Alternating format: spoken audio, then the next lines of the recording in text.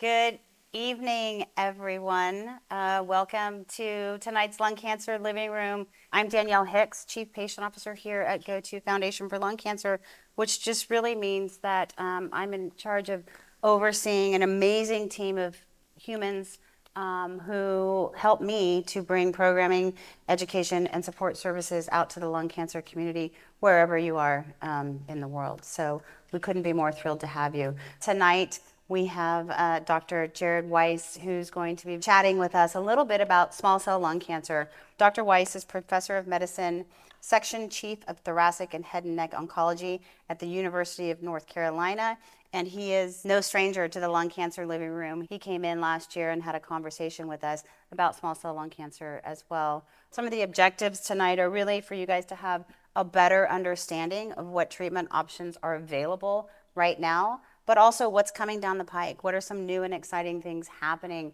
in the research arena for lung cancer? And really a better sense of empowerment in a community, as a lot of you who are familiar with this program and having been diagnosed with non-small cell lung cancer in the past know, we really have, over the last 20 years or so, created an empowered community around the non-small cell lung cancer diagnosis. But we've really been lacking in the small cell lung cancer space. And so really one of the main objectives tonight is that empowerment, education, understanding, and support. So we could not be happier to be bringing this program to you tonight.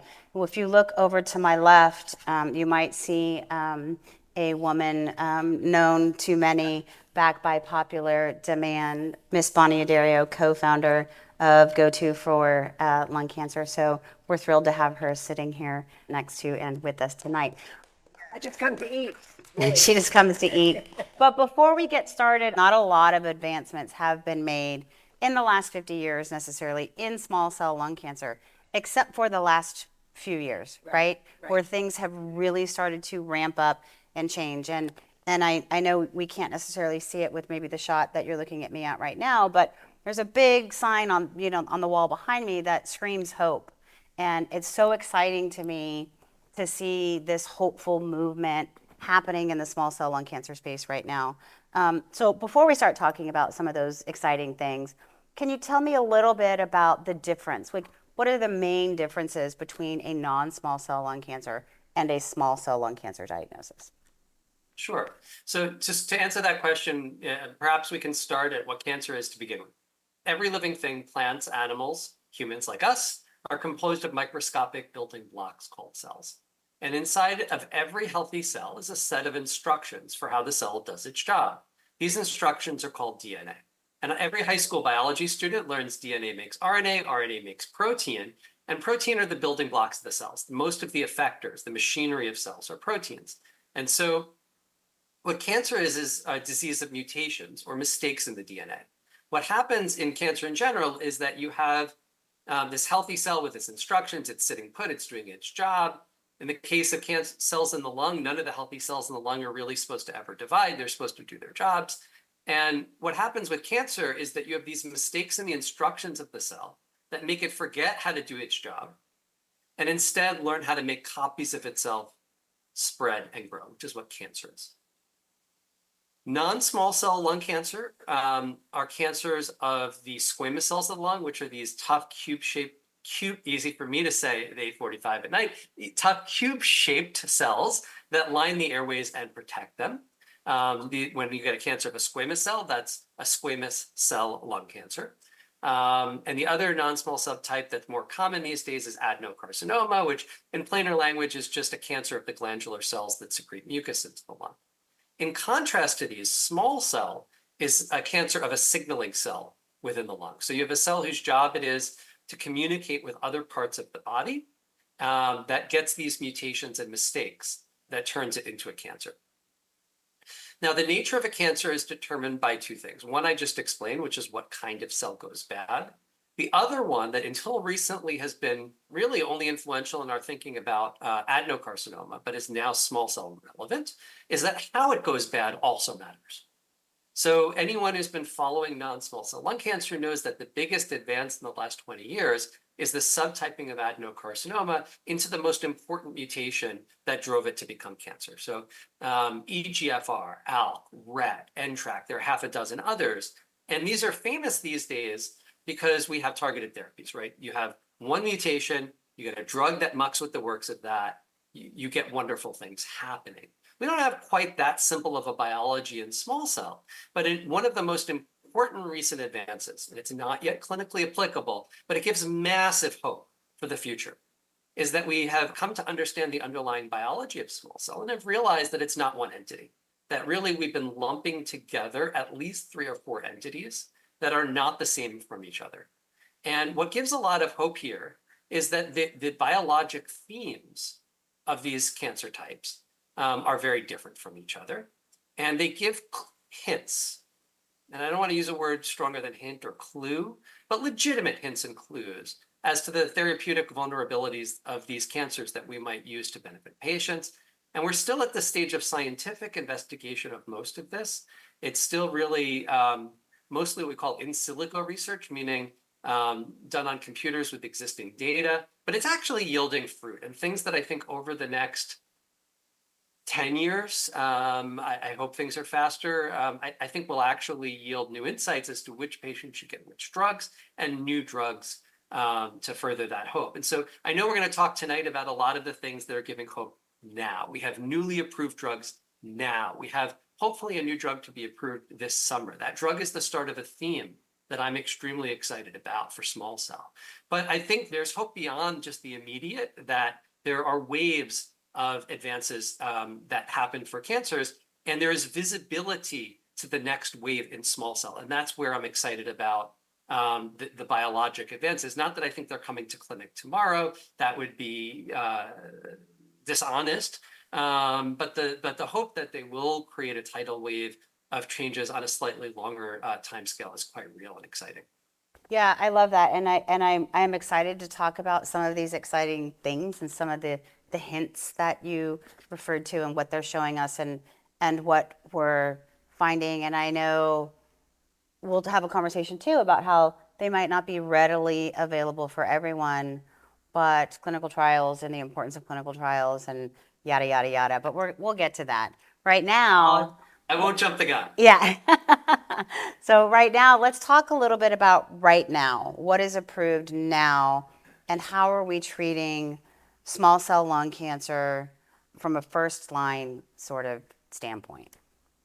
So let's start with the assumption that we're talking about patients who want it, right? That after counseling, the patient is sufficiently fit, sufficiently motivated. And then if of interest to you or anyone else who asks questions, we can break that down, because obviously the real world is the real world. But for the sake of simplification and conversation about advances, let's assume that we're talking about patients who are very physically fit and whose values are oriented towards aggressive care. And then, of course, we can talk about the nuances once we start with the simple. Yeah, and I don't want to interrupt you, but I think one very important thing to maybe touch on, first of all, because I think it's really relevant and you just touched on it, is how small cell lung cancer is staged. Because the staging is a little bit different than the way we stage non-small cell lung cancer. So when we're talking Yeah, you're about... reading my mind. I was about to go there. It's good. Your turn to jump the gun. So for my fellows taking the boards, it's actually staged the same way. So if you're taking a boards exam or you're pulling out the textbook, the system is identical to non-small cell, where you're supposed to describe the characteristics of the primary, the characteristics of the lymph nodes, and if it's spread distantly. And you're absolutely right. In the real world, in the clinic where we're trying to optimize care for an individual human being, everyone throws that system out because it's not functional, right? Staging systems are designed by surgeons. It's actually one of the least surgical cancers, even when we cure it. And they're designed around prognosis, right? In particular, prognosis after surgery. And they don't have dividing points. Their cut points of stage 1, 2, 3, 4 are cut points in prognosis, not in what is the right thing to do to optimize that prognosis. And that's where staging really fails us in 2 of the cancers I care deeply about, which is to say head and neck cancer and small cell lung cancer. In the case of small cell, our focus tonight, what's much more functional is to talk about limited stage and extensive stage. And it's a really simple system. If everything can be safely encompassed in a single radiation portal, it's limited stage, and you treat it with chemotherapy and radiation with a goal of cure.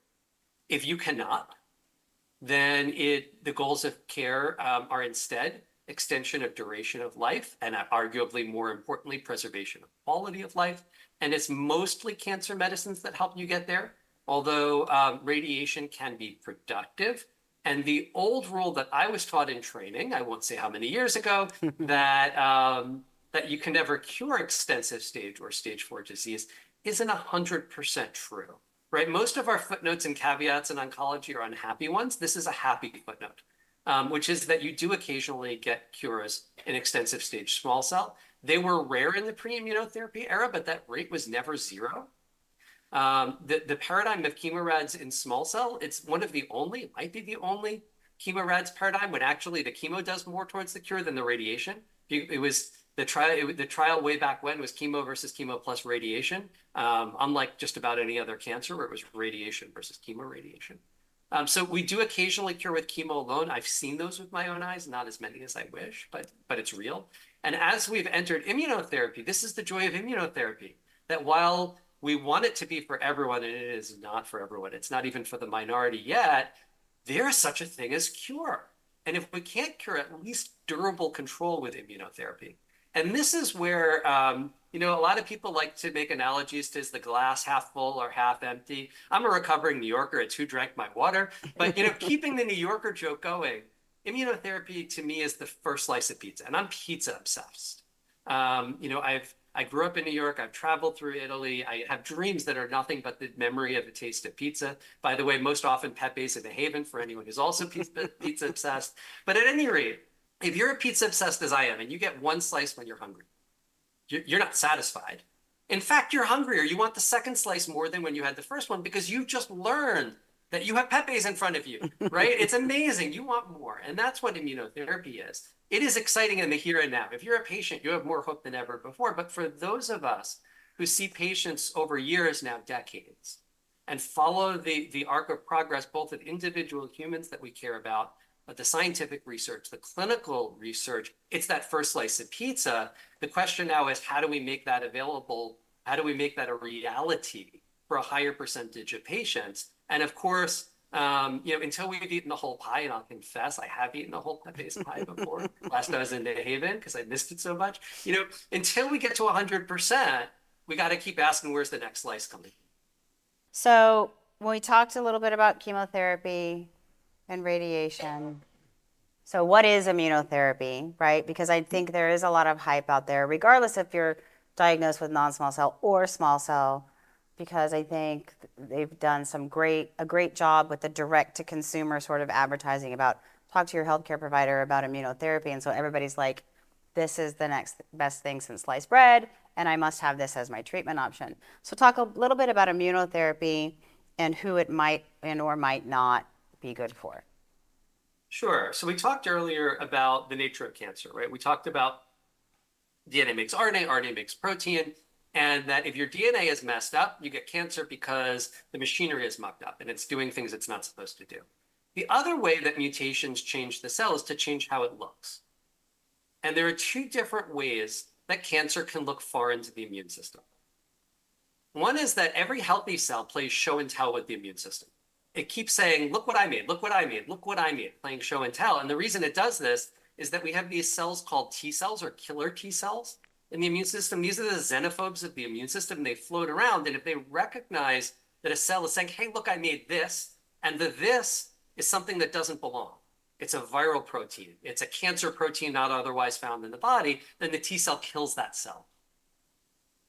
The other way that cells can look foreign is that some of these proteins can be right on the surface of the cell, not shown by the cell consciously, but they're just sitting there.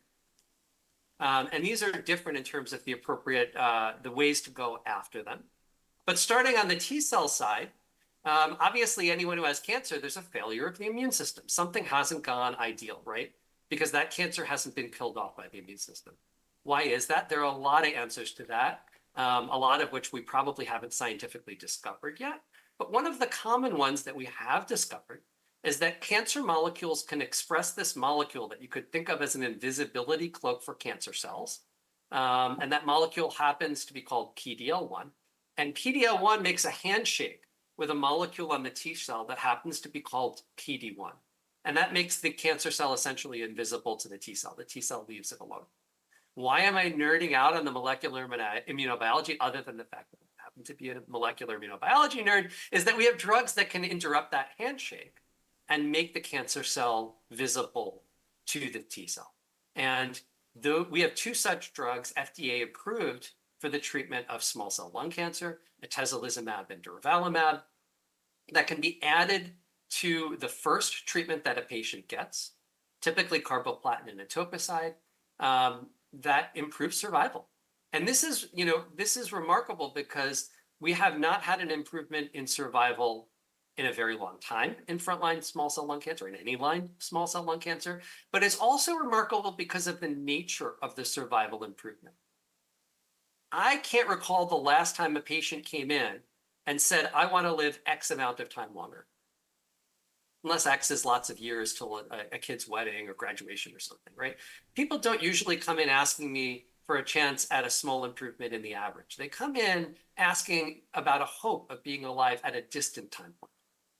And that's the nature of the benefit from the immune system. The inconvenient truth is that it doesn't help the average patient. The wonder is that when it helps, it can give years or even cure. Would it be fair to say we need to get better at understanding who it will and who it will not work for? Or we just need to get we've better? Started to scratch the surface of it. In non-small cell and in some other cancers, the level of PD-L1 can be a marker. It doesn't work in small cell for predicting. Frankly, it doesn't work that well in anything. It's a lousy biomarker. But what has yielded a little progress are those small cell subtypes that I talked about earlier.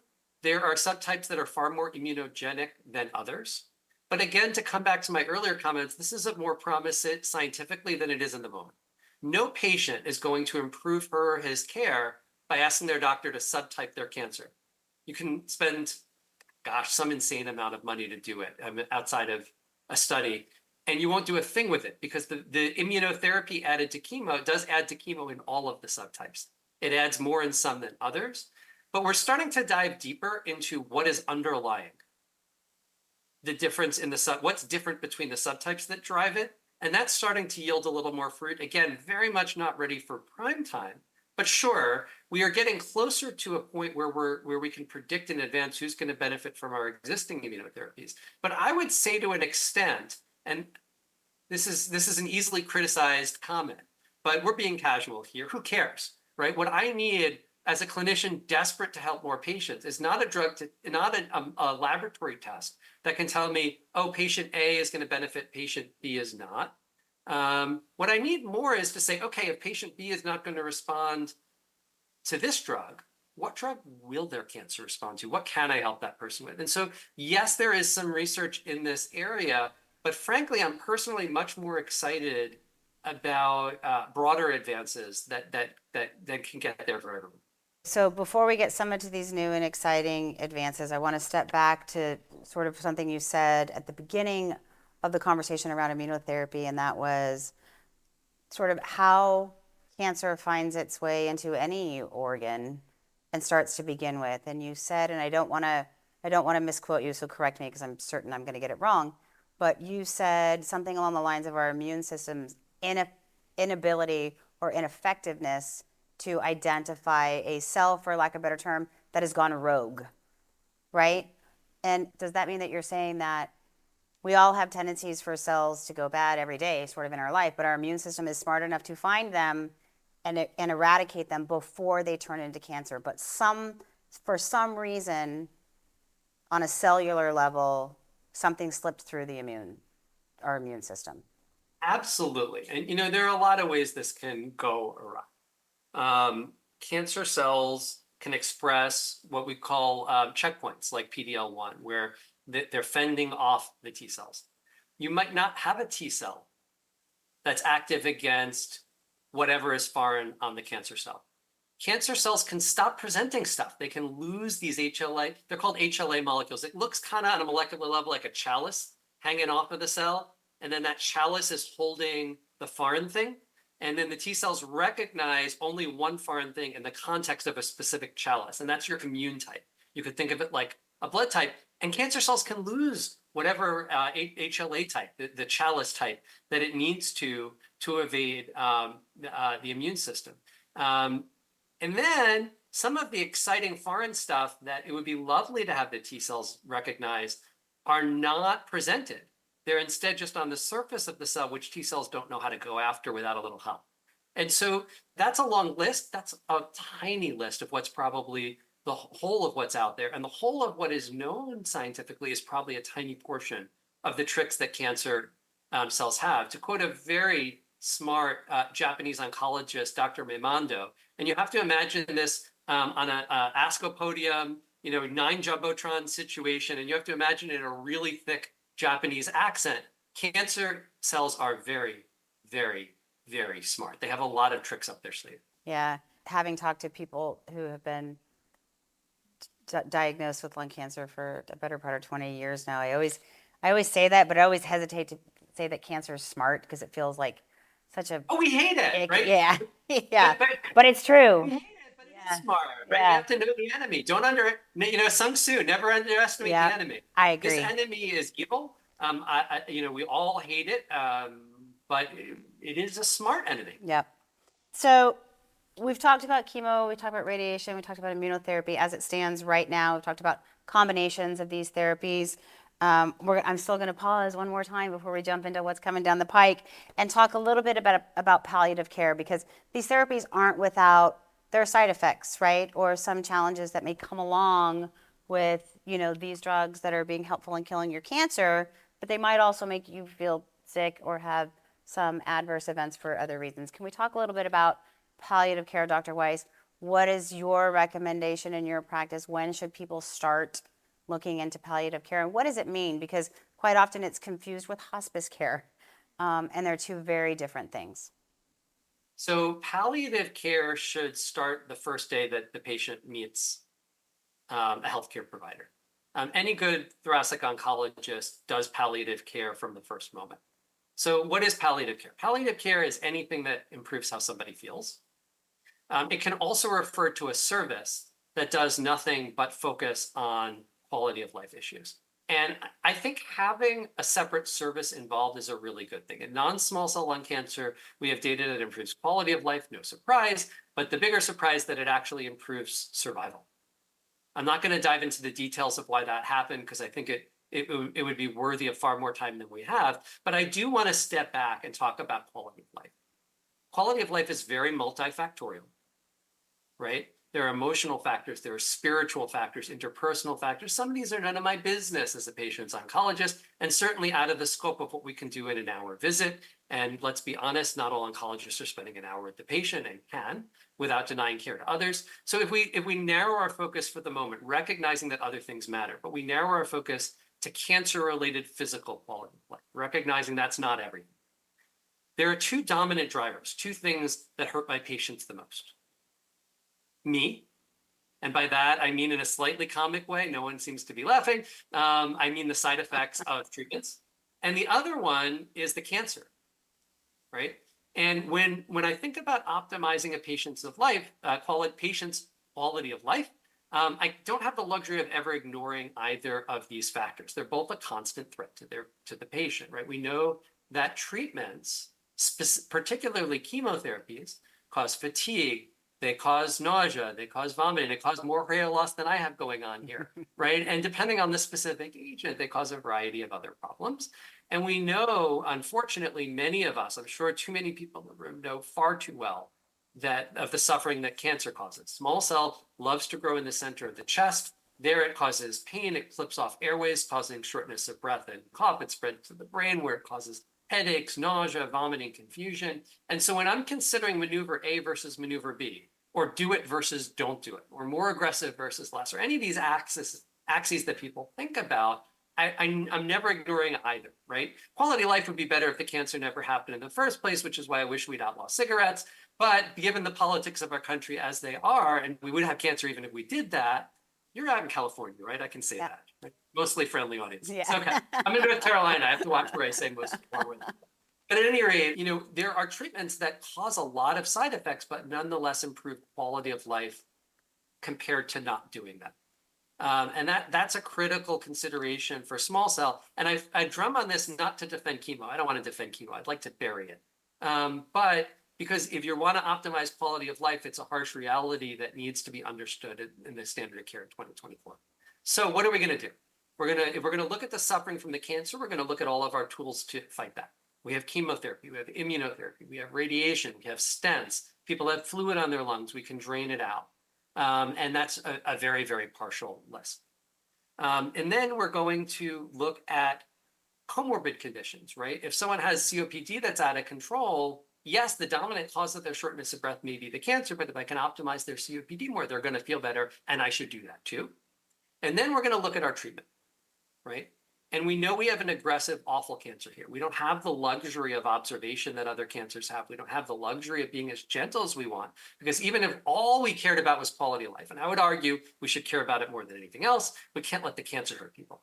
So we're going to do things that have a risk of hurting people. We darn well better do everything in our power to reduce that harm. The obvious one that I think most people know about are antiemetics, but I will share with you that antiemetics, anti-nausea drugs, are not just one thing. There have been recent advances in anti-emesis, and it is a critical part of optimal care to be using it. So we have drugs like fosaprepitant and other NK antagonists that have made a big difference in care. We have steroids, we have 5-HT3 antagonists, most commonly known Zofran.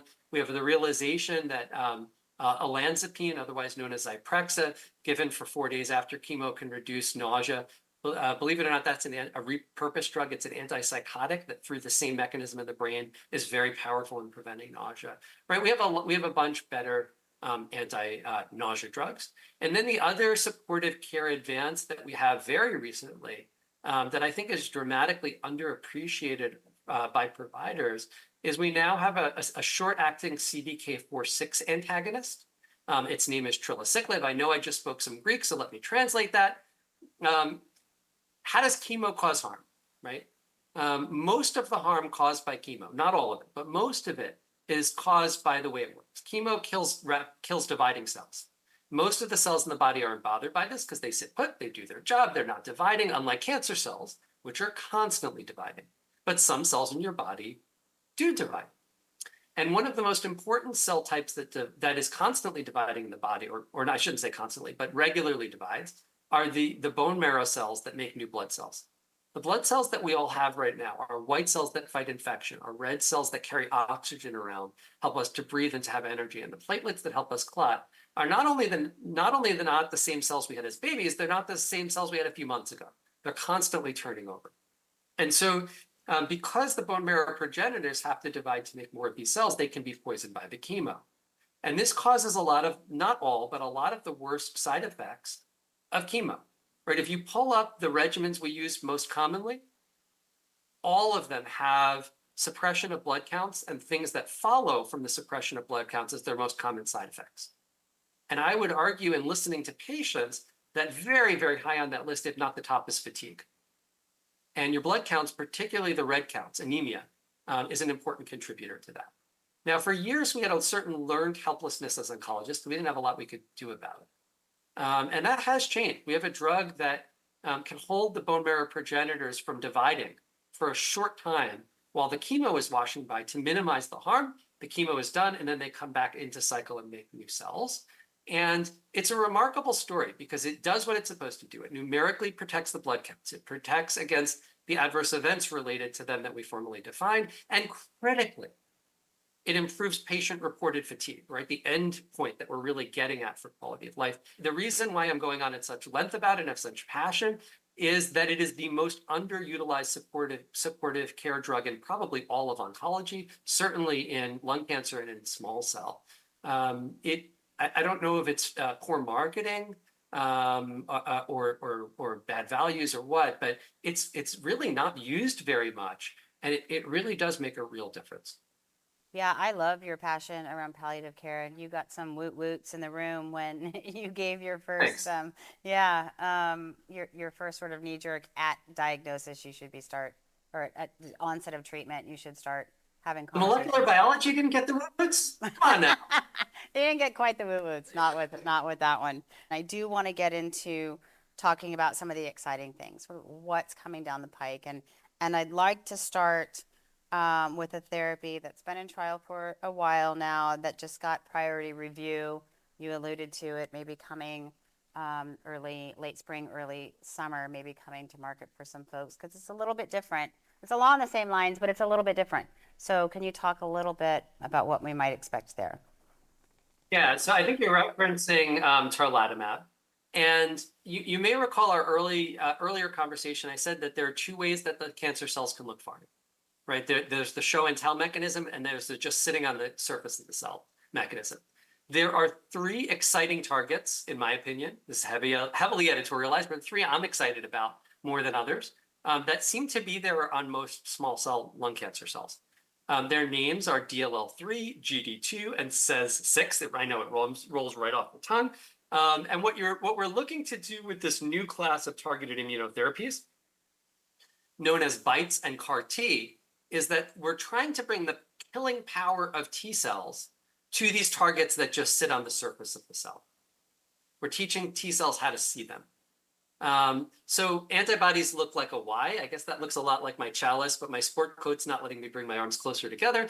And in a normal antibody, both sides are actioning the same thing, right? So if you have an antibody against, I don't know, some antigen on flu, both sides are actioning that. What this drug is one side is actioning a target on small cell lung cancer cells called DLL3.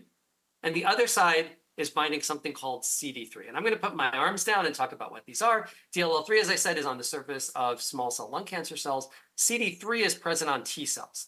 And so what this does is bring the cancer cell and the T cell, by the way, the cancer cell is actually bigger than the T cell, together. And then once they're touching like that, that makes the T cell kill the cancer cell, right? And so it's a link that brings them together. And this is really exciting to me because this is in the class that I've kind of bet my career on, which is targeted immunotherapies, going out after specific targets on the surface of these cancer cells. The drug is a pain in the neck to give for patient and oncologist both. As of right now, the first two treatments are given inpatient, and the logistics around this, probably out of scope for the short amount of time we have left, but let's just say a pain in the neck.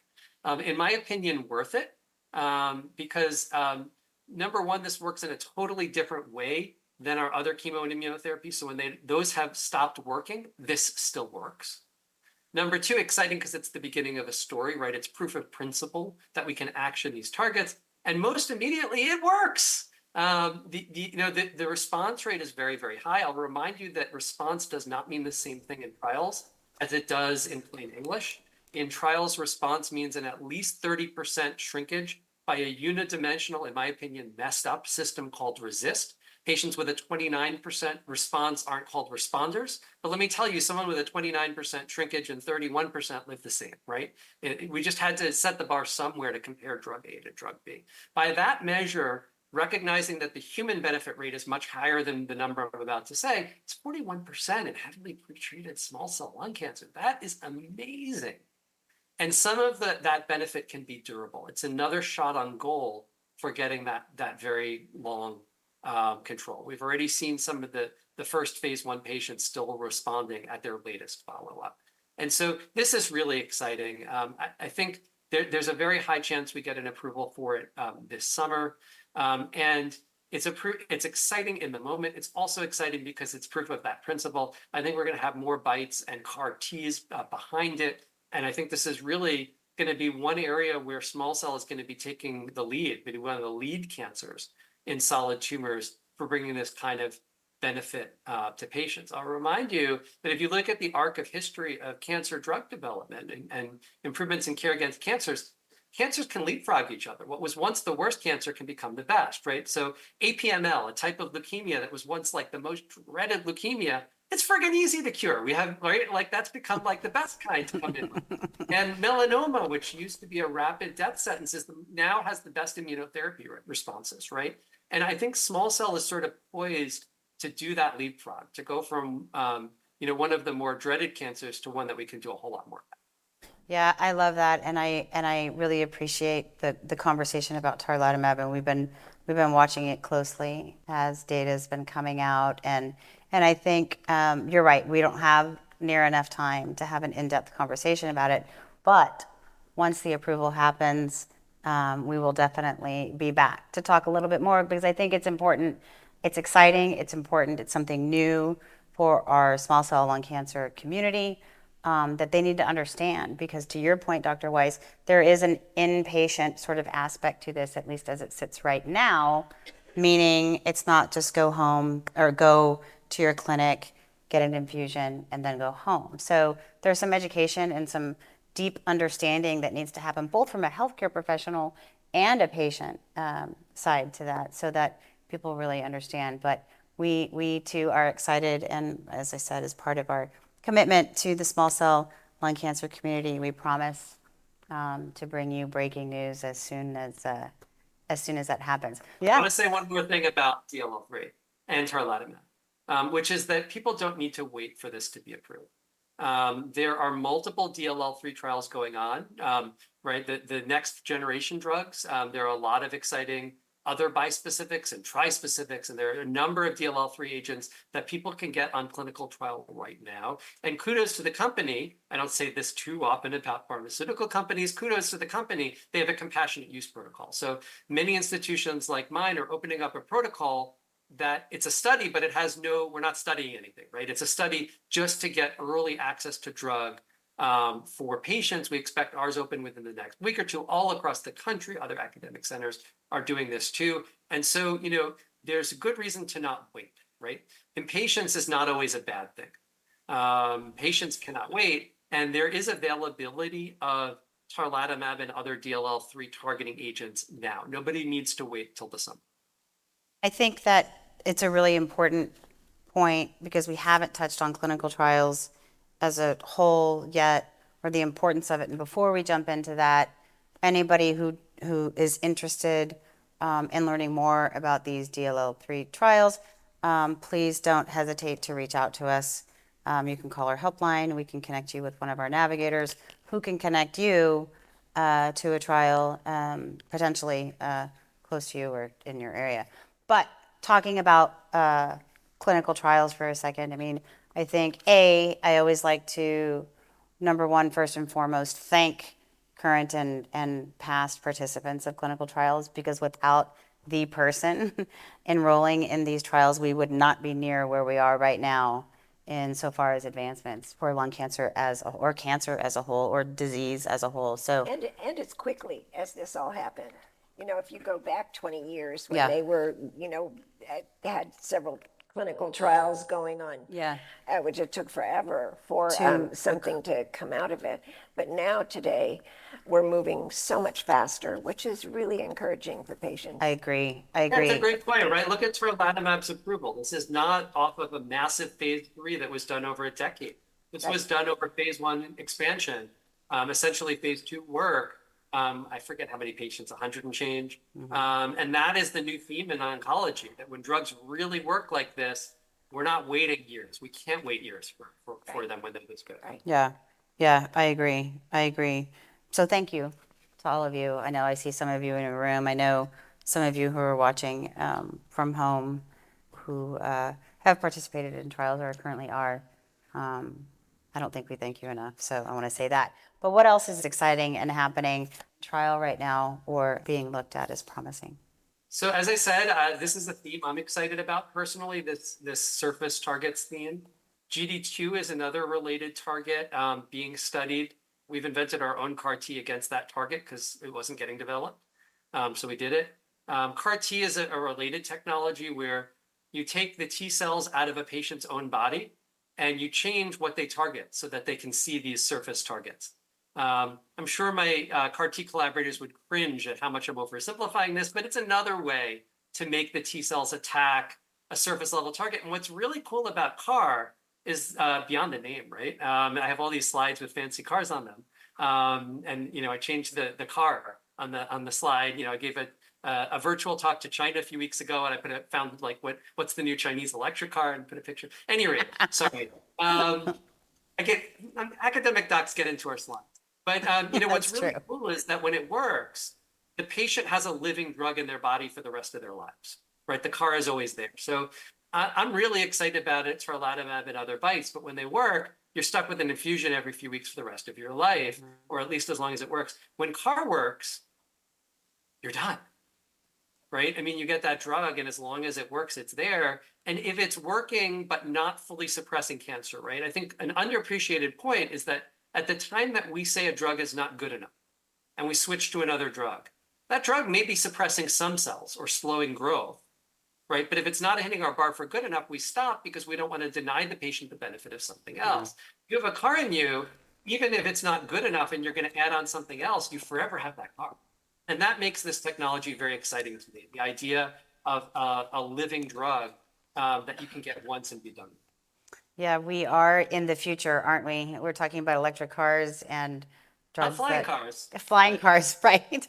And drugs or therapies that work forever. I mean, it sounds like an absolute dream, but I think it's one of the things that makes this sort of point in time so exciting. We are at sort of the, I don't even want to say the beginning. We're at like a what is the word I'm looking for? Not a nexus, but we're like at a we're at a crossroads, and we're really speeding to towards some of these really new and exciting things. That's the encouraging thing, for all cancer now, not even just lung cancer. This is moving. It's all moving very quickly, not just small cell, but all of these other drugs that are in clinical trials. And clinical trials are so important. And that is so important for us to teach patients how important clinical trials are, because they kind of leave that first appointment with not so good news. They feel like they're being given something that, isn't really, meant for their cancer. So in your opinion, when is the right time for someone to start at least thinking about clinical trials as an option if you're a small cell lung cancer patient? When should they start thinking about it or having conversations with their healthcare provider? Before the first drop of the first treatment. So, and this is an underappreciated point. And it's a problem because people don't tend to get involved and get educated, get on advocacy until a little bit later in their course. But it's tragic to me if I have an amazing trial for a patient, and that patient, I see this like every clinic consult where they get the first dose like the day before they see me. They come in and they're like, "Oh, I read about this trial of yours on the web. Can I get that?" And no, if I had seen you yesterday, you could have. Now you're not eligible. And it makes me very, very sad. It makes the patient very frustrated because trials are defined for a narrow population of who you're trying to help. And it's not that we're only trying to help one group of patients. We're trying to help every group of patients. But trials have to make groups so that we can study things in a logical way. And so, it really needs to be considered right away. And I think sometimes people get diagnosed with cancer. This is terrible. This is obviously anxiety provoking. And people make war analogies to this, right? And there's mixed benefit and harm to that. But one thing that comes out is the desire to do something right away. I'm going to fight my cancer. And I fundamentally agree with that. You've heard me speak about the value of impatience tonight. But what I'm impatient for is time to doing the thing that works, that actually improves quality of life the most, that actually improves survival most, not time to doing something. And so that often drives getting the first cycle of standard of care drug right away. For patients who are interested in it, considering trials, and I'm choosing my words carefully, interested in considering trials, and have the means of transportation to a major academic center, I think that's what you want to do urgently. And if you have to delay care a week to do it, most major centers get people in quickly. At my place, we have a policy. Every patient with small cell is offered an appointment within 1 week of the phone call. So we're not asking people to wait months. We're saying if you want to consult with us, you're going to wait 1 to 6 days. Yeah. And we see people quickly because we know that you can, right? And most of our peers are doing something similar. I don't think everyone's getting a week, but people are moving pretty quickly. So to get to the good stuff, right? Because if you think about all of our new advances, they were the trials of yesterday. Yeah. So, if we're going to get that to patients, we need to give them the opportunity. We need to be educated about this and see us early in life. Yeah, I'm actually going to write down all of the new advances or the trials of yesterday, because the trials of today are the new advances of tomorrow. And I get that, and I just needed to say it out loud so I don't forget it, because I think it's a very valid point. And I think we could do a whole living room on clinical trials. In fact, we are in May with Dr. Nieva from USC. But But I think to drive this home, it's such an important conversation, and it's not always as readily available as it might be where you are, Dr. Weiss, or at other academic centers who are running their own trials. When we think about where patients are actually being treated in the community, setting, particularly in some more rural areas of this country, access to clinical trials is not that easy. And shameless, not so shameless plug about GoTo and some of the work that we do is for our lung match program. So anybody who might be in that position where they're not sure, A, about what a clinical trial is, or B, how to access one, we do have navigators that can help talk you through that. And again, based on your needs, your location, and where you are and are not willing to go, help you find, ways, find your way to folks like Dr. Weiss and others who are running some of these important trials. One And- more point, if I may, Yeah. to just dovetail off that. I know we're limited on time, but I think we need to acknowledge that not everyone has the same resources, right? I remember when immunotherapy drugs were in phase 1, people flying in from all over the country for it, and those were not poor patients, right? There are economic disparities in this country, and it's interesting the demographics of small cell in the US, but not everywhere in the world, interestingly enough, does tend towards more disadvantaged patients socioeconomically. There's an associate, and it's smoking related link. You need, in the US, but not everywhere in the world, that is associated with lower socioeconomic status. And so some patients can travel everywhere. That's great. You can travel anywhere, come to UNC. We have great trials. But not everyone can. And in this context, I want to point on the value of volunteer and advocacy organizations in helping. And I want to point out that many clinical trials are able to support that travel for patients to help make it possible. And so one should not assume, okay, I can't afford to travel every 3 weeks or whatever it is. This isn't for me. I'm not going to find out. That would be a mistake because there are multiple avenues to assistance to try to make it broadly available. I'm not going to pretend we've reached equity. We have not reached equity. We have a lot of work to do. But still, on an individual patient basis, please don't count yourself out. There are sometimes avenues to make it work. Yep, absolutely. Absolutely. Thank you for that. What would be some non-clinical advice you might give someone outside of what we've already talked about, but maybe summarize, because I think you've given a ton tonight, someone diagnosed with small cell lung cancer? Any psychosocial, stuff they might need, any support, any education services, that type of thing. Well, that is their treatment, right? It's just not the drugs, which we spent most of the time talking about. I think you and I both had to focus there because that's what we're educating on.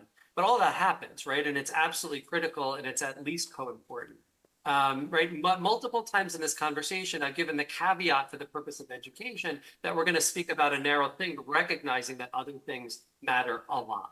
And that's where things move away from education and towards a real person who is suffering from this. Yeah. That's part of what makes this fun, right? Is getting to know real people and getting to know about them, about their families. And I don't, some of this, the good stuff, right? Their hobbies, when the grandkid graduates from high school, right? That's a lot of the joy, but that's really personal to each patient, right? So you brought up palliative care, early palliative care, day one. In my opinion, ideally with a consulting service, even if the oncologist is truly expert themselves, because having someone who can spend the time separate, who doesn't have to spend 45 minutes talking about the anti-nausea drug and the chemo change and when are we going to use radiation and all that, that takes time to do it right. So having someone else who sits down and knows that in their, however long an appointment is for them, that you're only going to talk about palliative care, that matters. Cancer sucks. Cancer sucks a lot. Everyone in this room knows that. And many of us come to a cancer diagnosis, or my personal case, I'll say, come to being an oncologist with significant depression, right? I have significant depression issues. Much of the world has significant depression issues, and cancer don't make that any better, right? And some people don't have that and then develop that problem as a consequence of cancer sucks. Yeah. And so the optimal care of that is highly individual, but in my opinion, every patient who's open to it should be seeing a cancer counselor. These are not folks who sit you down on a couch and talk to you about your mother. They're people who are expert in the crap that is cancer and the crap that cancer patients go through and know the tricks that help other patients with coping with that, right? It's very practically oriented. And then the additional needs are highly variable by patient. I have a pharmacist shoulder to shoulder with me in clinic, a thoracic oncology specialized pharmacist. You can imagine such a luxury. He's amazing. He reviews every patient for drug-drug interactions. He asks patients about what supplementary or alternative meds they're taking and make sure there aren't untoward interactions, and educates them on what level of data there is for benefit or harm. When patients have alternative practitioners, I'm open to speaking to that person. That's the topic of another 3-hour seminar, but let's say it's an important part of care for many patients. And then there are all kinds of things that are really unique to the patient and the geography you're in, right? So I grew up in suburban New York. I lived mostly in New England until I moved to Chapel Hill, North Carolina, where I learned that many of my patients live in barns. And apparently not all barns are the same as far as what they offer, right? Running water or not, heat or not, electricity or not, right? And so the barn to me is a great example of you don't know until you ask, and that the needs of an individual are highly individual. And this is the process of getting to know your patient amongst multiple axes and knowing what is it that's most going to help that individual. Yeah, I agree. Thank you so much for that. I think some things for me that I really want to make sure that people will take away who are watching tonight are there are options. Novel treatments and trials are happening right now. The drugs, the amazing discovery drugs of tomorrow are available today. So make sure you're having conversations about clinical trials with your healthcare providers. Palliative care, palliative care, palliative care, palliative care. I think we really spent a lot of time on that and drove that home, which is an important piece. Second opinions is one of the things that we did not talk about today. If you are not feeling like you are getting from your healthcare provider what Dr. Weiss has been talking about tonight and how he's been exhibiting, how he spends time and educates, empowers, and ultimately treats his patients. Second opinions are an option. And that's something that we at GoTo can help with also. People I encourage everyone, right? Second opinions are not just if you're not satisfied with your doctors. Yep. Because some of the second opinions I see are sent from amazing clinicians. Yeah. Right. I'm astounded by their brilliance. How the heck they know lung cancer so well when they also have to know breast cancer, colon cancer, right? As cancers go, actually, lung cancer is a cancer that community docs get right more than other cancers. Yeah. It's one of the cancers they tend to be better at. It's not about criticizing your doctor or second guessing them. It's about additional options, particularly those trial options that doctor may not have as tools at their disposal. Yeah.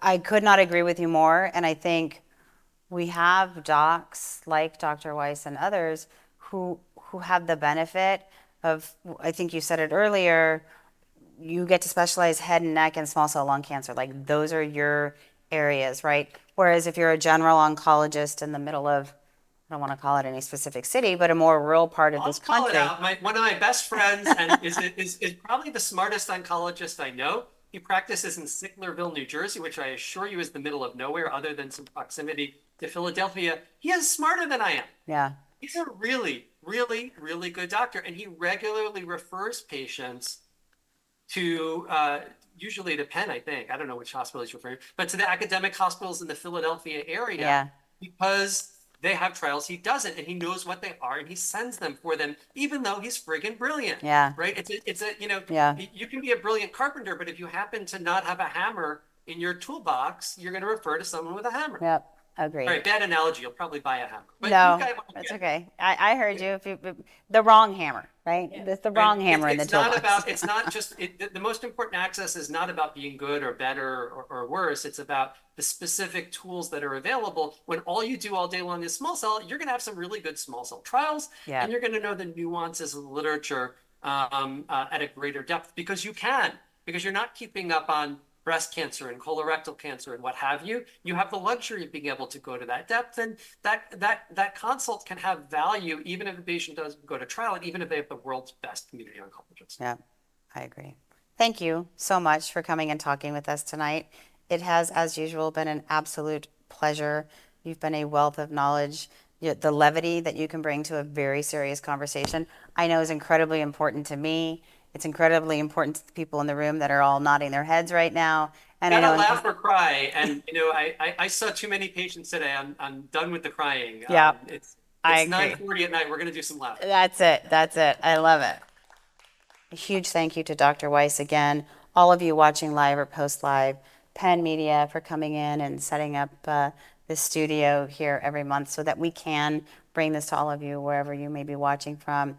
Onyx and Ash, James, our very own James Hall, who will go back and edit this and pull little clips out to give little bite-sized pieces of information that might be easier to digest for our community. And of course, the whole GoTo team.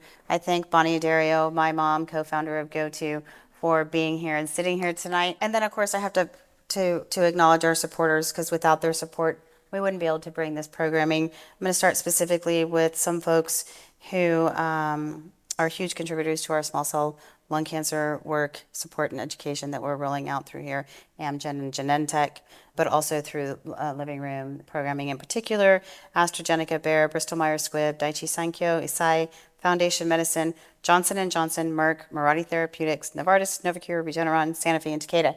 I mean, that's a long list, and I say it all the time, but I think it points back to others that also believe how important this programming is. So thank you all. Until next time, please stay happy, safe, healthy, all of the lovely things, and we'll see you next time. Thanks, Thank Dr. you, Weiss. Jared.